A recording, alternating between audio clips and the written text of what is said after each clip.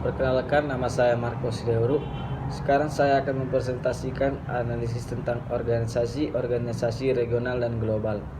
Organisasi regional dan global antara lain yaitu yang pertama itu ada OPEC, Organization of Petroleum Exporting Countries.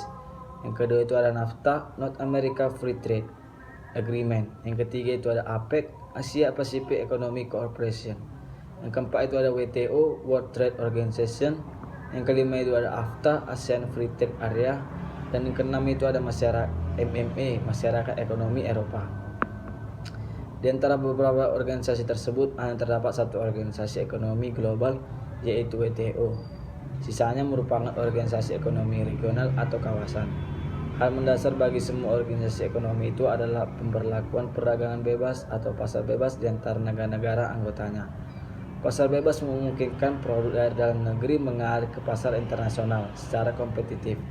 Perdagangan bebas telah menjadi semua tuntutan di masa kini. Kini Indonesia tidak bergabung lagi dalam OPEC karena bukan lagi merupakan anggota atau produsen minyak. Namun Indonesia menjadi anggota WTO dan beberapa organisasi kawasan seperti APEC dan AFTA. Indonesia merupakan salah satu negara yang memiliki peran penting dalam pembentukan organisasi regional dan global, seperti organisasi APEC, OPEC, dan MEA. Lalu apa pengaruh organisasi global dan regional bagi Indonesia? Yang pertama itu ada dampak positif. 1. Meningkatkan investasi di sebuah negara. Adapun dalam melakukan kerjasama dalam organisasi regional dan global memberikan dampak positif dan negatif bagi Indonesia. Adapun dampak tersebut diantaranya sebagai berikut ini. Dengan mengikuti organisasi antar negara di tingkat regional dan global, memberikan peluang bagi investor untuk menanamkan modal di sebuah negara. Hal ini tersebut menjadikan suatu negara dapat meningkatkan perekonomian dan pembangunan di suatu negara. Selanjutnya, memicu peningkatan daya saing ekonomi. Adanya globalisasi membuat adanya persaingan ekonomi di berbagai belahan dunia.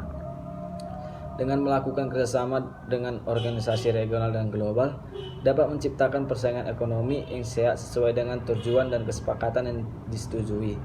Persaingan yang sehat ini dapat dilakukan dengan meningkatkan kemampuan produsen tiap negara dalam menghasilkan produk-produk yang mampu bersaing dengan negara-negara lain. Selanjutnya itu meningkatkan keuangan negara. Kondisi keuangan setiap negara berbeda-beda. Ada yang memiliki kondisi keuangan negara yang baik ataupun sebaliknya. Dengan mengikuti organisasi regional dan global, memberikan keuntungan bagi sebuah negara di bidang keuangan. Melalui pinjaman keuangan pada organisasi global atau regional, suatu negara dapat meningkatkan kondisi keuangan untuk pembenahan di berbagai sektor kehidupan di suatu negara. Selanjutnya itu ada menambah devisa negara. Kebijakan pasar bebas yang ditetapkan oleh beberapa negara melalui organisasi global dan regional memberikan dampak positif bagi beberapa negara. Salah satunya adalah meningkatkan devisa negara melalui perdagangan internasional yang dilakukan. Selanjutnya itu ada memperkuat posisi perdagangan dalam melakukan perdagangan bebas. Setiap negara berhak mengatur jalannya perdagangan internasional. Oleh sebab itu, persaingan dagang di tingkat internasional sangat berat.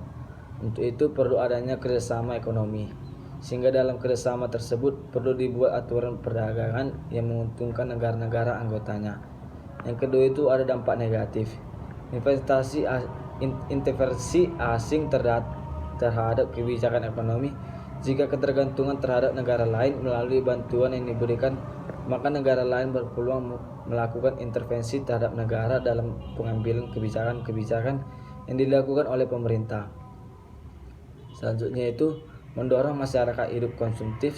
Dengan adanya globalisasi yang tidak bisa terbendung, maka akan mengubah pola hidup bermasyarakat.